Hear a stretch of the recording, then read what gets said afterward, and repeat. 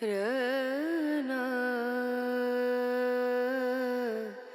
रना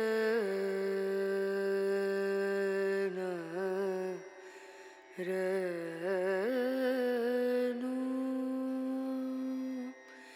रे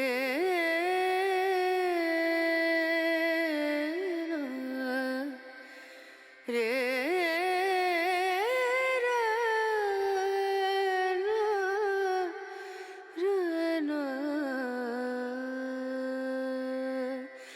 नजरिया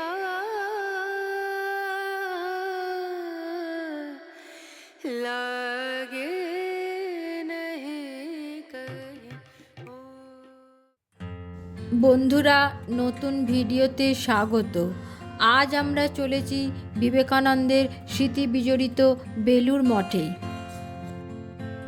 আমরা গিয়েছিলাম দমদম থেকে মেট্রো করে দক্ষিণেশ্বর।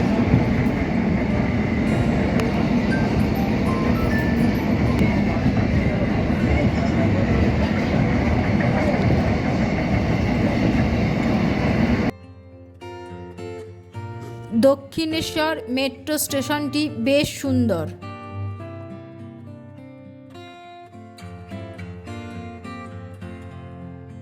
স্টেশন জুড়ে নান্দনিকতার ছাপ চোখে পড়ে।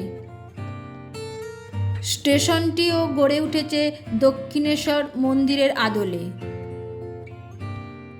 মেট্রো স্টেশনের বাইরেই পেয়ে গেলাম স্কাই ওয়াক।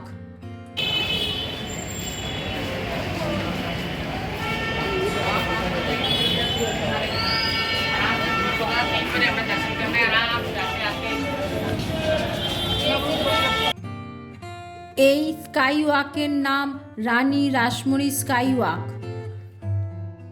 এই স্কাই ওয়াক দিয়ে সোজা হেঁটে গেলেই পৌঁছে যাওয়া যায় দক্ষিণেশ্বরের মন্দিরের প্রবেশপথের সামনে।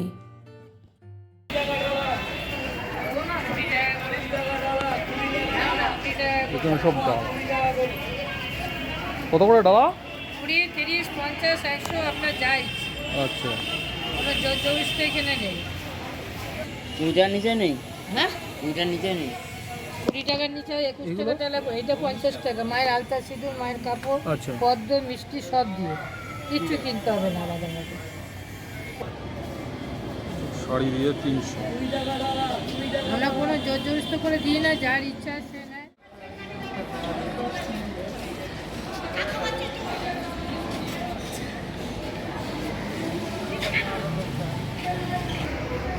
বন্ধুরা, আমরা এখন দাঁড়িয়ে আছি দক্ষিণেশ্বর মন্দিরের সামনে। আর এই যে এই দিক দিয়ে গেলে হচ্ছে মা ভবতারিণী ফেরিঘাট, এই দিক দিয়ে ঘাটতরণী বেলুড়। আমরা এখন বেলুড়ে যাব, আর এইখান দিয়ে সোজা গেলেই দক্ষিণেশ্বর মন্দির। বন্ধুরা, এই মা ভবতারিণী ফেরিঘাট থেকে আমরা 11 টাকা করে টিকিট কাটালাম। এটা হচ্ছে বেলুড় মঠ যাব, আর 5:30টায় আমাদের খেয়া আছে, আসবে। প্রতি আধ ঘন্টা অন্তর অন্তর ফেরি আছে, আর ওখান থেকে 7:30টায় লাস্ট ফেরি চলে আসে।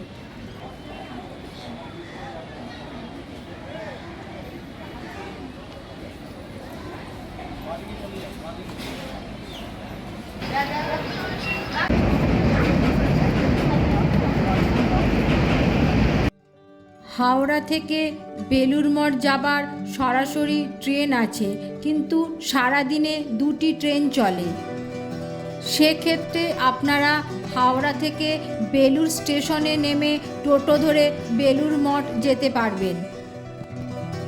তবে আমরা নদীপথের সৌন্দর্যটাকে উপভোগ করার জন্য দক্ষিণেশ্বর থেকে বেলুড় মঠ নদীপথে গিয়েছিলাম।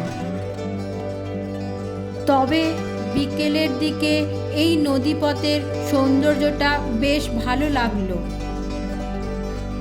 আমাদের এই নদীপথে বেলুড় পৌঁছাতে সময় লাগলো কমপক্ষে 40 মিনিট।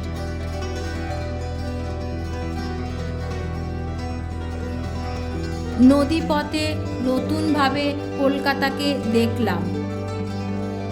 এটা আমার ভ্রমণের এক অসাধারণ প্রাপ্তি।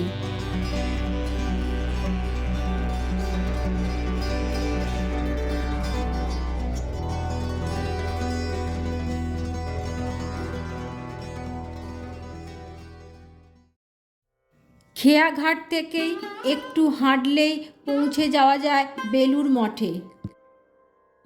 1897 সালে স্বামী বিবেকানন্দ এই বেলুড় মঠ প্রতিষ্ঠা করেছিলেন।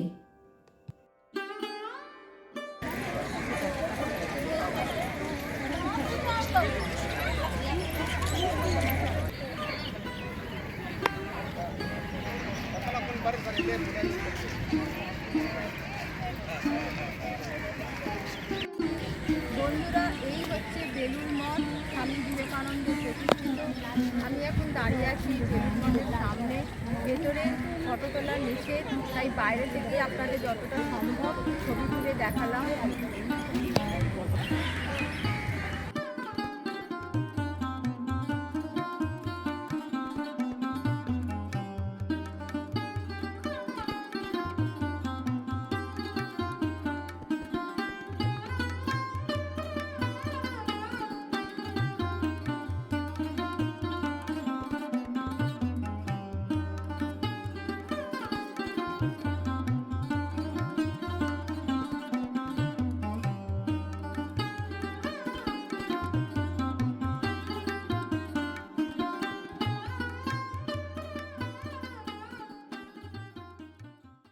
বেলুড় মঠের মঠ অফিস আছে। এই মঠ অফিস থেকে কুপন সংগ্রহ করতে হবে। আর সকাল 8:30 থেকে 11:30 পর্যন্ত কুপন দেওয়া হয়। এই সময়ের মধ্যে কুপন তুলতে হবে। তবে হ্যাঁ, কুপনের জন্য কোনো পয়সা লাগে না, ডোনেশন স্বরূপ যা দিতে পারেন সেটাই। আর 11:30টার পর গেট বন্ধ হয়ে যায়। আবার বিকেল 4টের সময় গেট খোলা হয়। এইটা হচ্ছে প্রসাদ বিতরণ কেন্দ্র। আর এই দিকে ভেতরে আছে স্বামী বিবেকানন্দের লাগানো আম গাছ। আর রয়েছে রামকৃষ্ণের পুরনো মন্দির। আর এই সামনেই দেখতে পাচ্ছেন গঙ্গার সুন্দর মনোরম দৃশ্য। চলুন আমরা একটু সামনে যাই, দেখে আসি।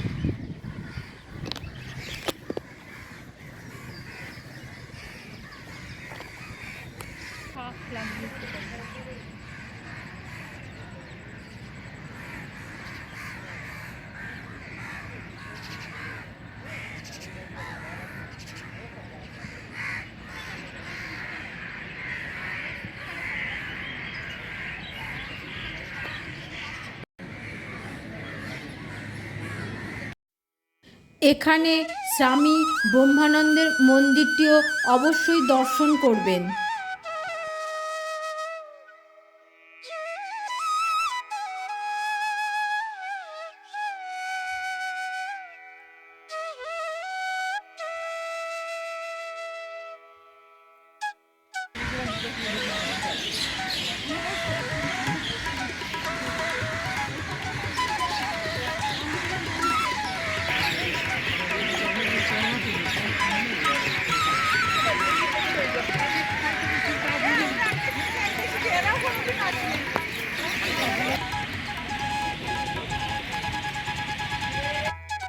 মূল প্রবেশপথের পাশেই রয়েছে নিঃশুল্ক জুতো রাখবার ব্যবস্থা এবং তার পাশেই রয়েছে ধর্মীয় পুস্তক বিক্রয় কেন্দ্র।